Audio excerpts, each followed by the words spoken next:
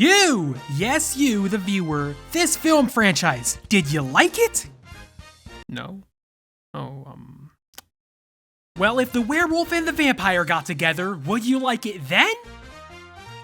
Alright, no again, I was gonna recommend this webtoon to you, but you know what, you have good taste. This one was sort of recommended. There was a comment asking me to read a webtoon called Your Throne, and after stating I only do bad webtoons, the individual said they should have recommended Love Bites, and I got curious. As it turns out, I've kinda already read this webtoon in a live stream, but it was only like 1 or 2 episodes, and I don't remember a lot of it. So here we go today. I also looked up a bit about it online, and if some comments aren't mistaken, this webtoon is adapted from a Wattpad story.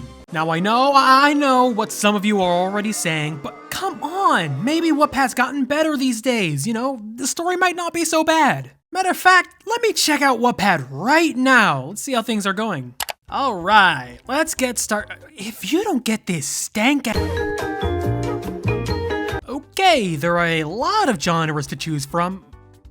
Isn't that the whole website? But for the purposes of the video, let's browse by Wattpad Original. Okay, so I thought I somehow misclicked and chose the werewolf section for a bit, but nope, Wattpad Originals, there it is. Golly, I guess they just really like werewolves now. Alright, anyways, let's check out this one called Bite Me. Kinda looks like the Love Bites, and it was the story that Love Bites is based on. Alright, a couple sentences of the source material wouldn't hurt, right? Out of nowhere, I felt irritated.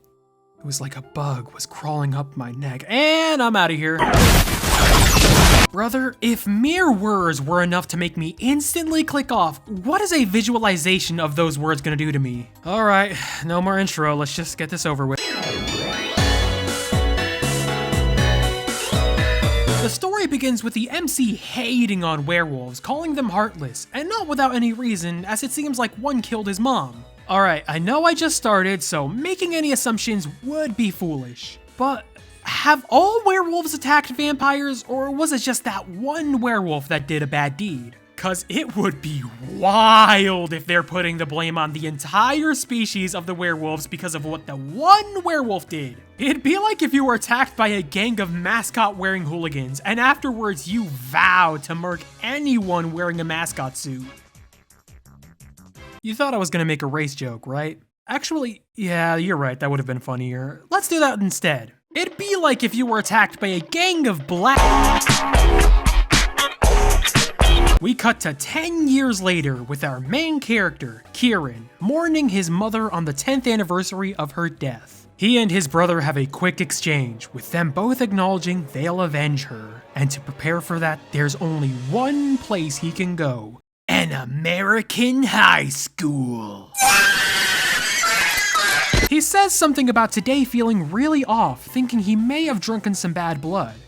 Wait, huh? I know he ain't talking about the WWE event, so what would make something bad blood? Then again, if I was a vampire, I might steer clear of drinking blood from certain people. His friend Marcella interrupts his thoughts by telling him how hot the new kid is, which is this guy, Mason Kane, and everyone in the class, including the guys, glaze him.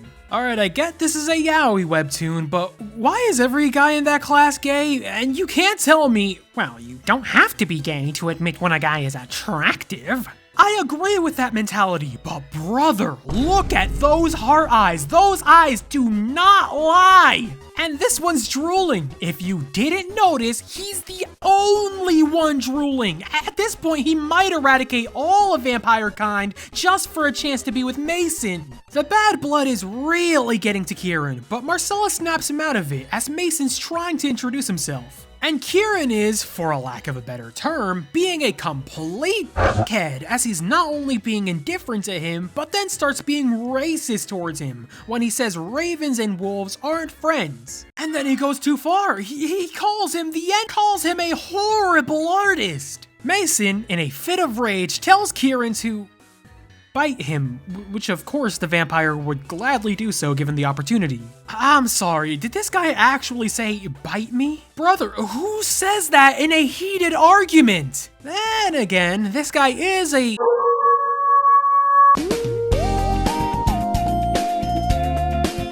For some reason, this statement makes Mason blush, and he's so red hot that it causes him to leave the room. Marcella asks Kieran what was all that about, which even he doesn't really know. All he knows is that Mason makes him feel the way he did 10 years ago. He makes him feel haunted, afraid, helpless. Brother, if I speak, I'm in big trouble. But all I'll say is this: Kieran being pale white while Mason is brown does not help.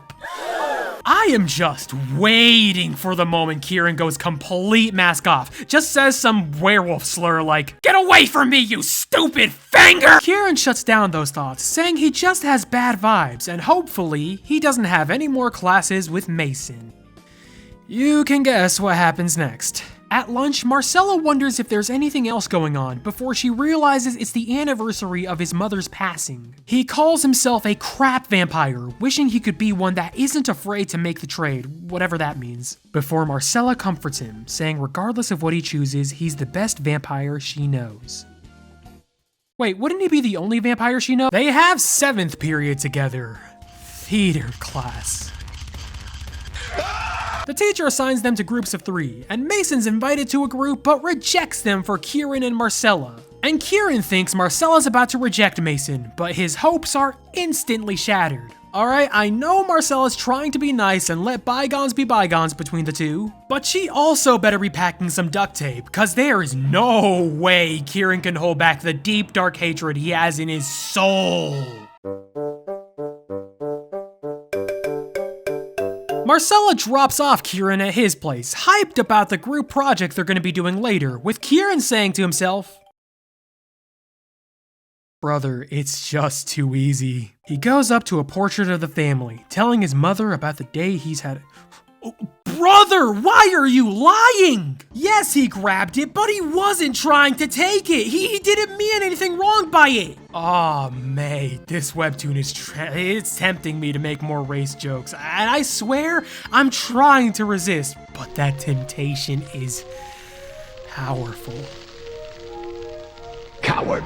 He then overhears his brother talking about something, and he finds out that werewolves have moved into town on the anniversary of their mother's death. And take a guess who he immediately suspects is a werewolf. Not only that, but he then tasks himself with bringing out the werewolf, which just makes him look like an absolute jerk-off. Man, scratch that, he is a jerk-off. He's picking a fight with him, and for what? Theater knowledge? And then he just straight up calls him stupid. And Mason, rightfully, stands up for himself after Kieran's been nothing but rude to him. Oh, but he's the jerk, is he now? I wonder who's been instigating all the problems in this since the moment y'all met. The problem tries to leave, but Mason doesn't let him since they still got a group project to work on. And after that, it all kicks off with both of them pushing each other, and it ends with Mason shoving Kieran to a wall. And with such a clear shot at his neck, it seems like Kieran is gonna do exactly what Mason told him to do in episode 1. Go ahead, Kieran, humble yourself, make my day, and humble yourself right now!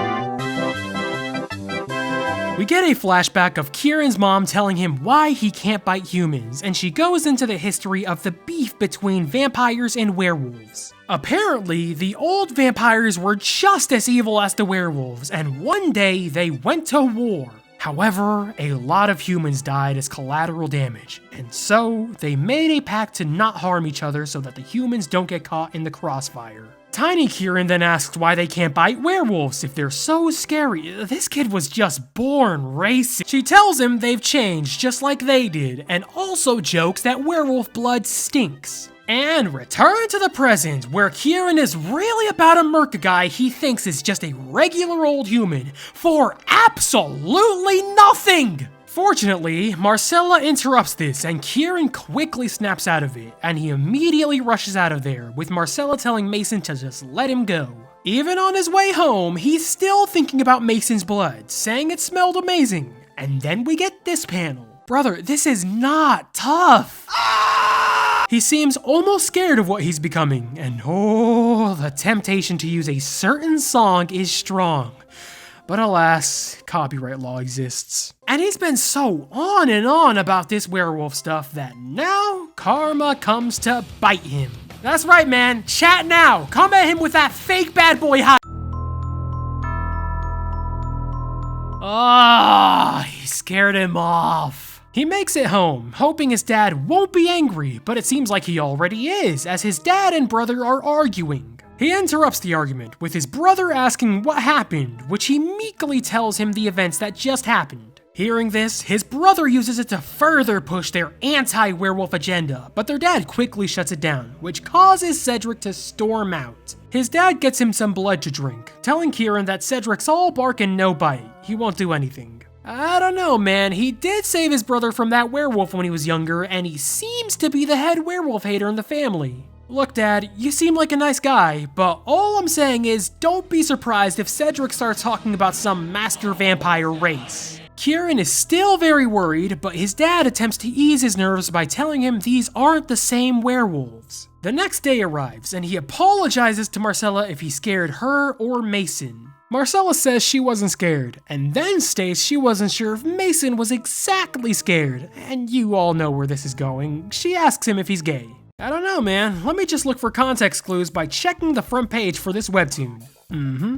Romance webtoon, 2 guys, and final check where this originated from. Yeah, brother, he's parade gay. Kieran freaks out at the mere suggestion and tells Marcella he's straight, and Marcella tries to quickly move on, but he asks why she even asked. Apparently, Mason seemed to think so, and rightfully so, because if you didn't know he was a vampire, you'd think you were about to get the most painful hickey in history. Kieran, continuing to fuel my race jokes, believes Mason only wanted to know to tell the whole school. And now, let's play a little game. What will Kieran do next? Will he? He decides to pretend that he's gay. I'm done after this episode, by the way. When they get to school, he plays with Mason as much as he can, and makes him think he's the pinnacle of homosexuality. But then he says, despite not liking guys, he can admit he's kinda pretty when he blushes. Time out. Alright, there's simple compliments like admitting a guy's attractive, and then there's...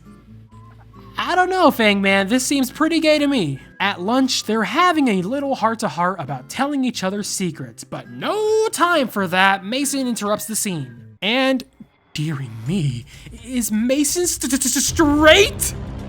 Wait, what am I saying? This story's from... Brother, no one needed to tell me that this was from Wattpad. I could tell. Alright, before I say anything else negative, let me start with the positives. The art style's pretty good. And now on to the negatives. Pacing. The romance is happening a tad bit too fast, like it's dang near going the speed of Boyfriends. An exaggeration? Yes, but they're taking it too fast. Kieran, dear me, he's insufferable. He's just an absolute dickhead to Mason for no reason. So much so that I kinda wish Mason was either straight or ended up with the drooling gay guy. Actually, here's a positive, though I'm not sure if it's intentional or not. If they're making the werewolf-vampire beef a metaphor for racism, then good job. Since these two are, unfortunately, gonna get together, that means racism will lose and they'll no longer judge each other for the type of monster they are. Well, then again, only one monster was being racist. Look, I'm not gonna say it's absurdly bad like one of those nightmare webtoons I've made videos on,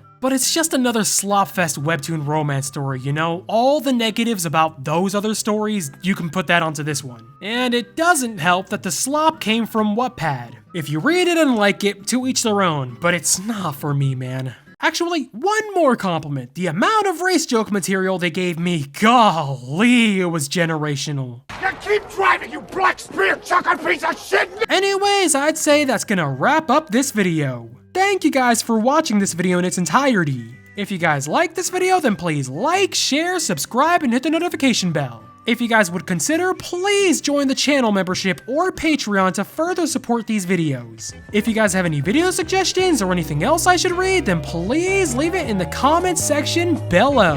And with that, I'll see you guys on the next video. Peace.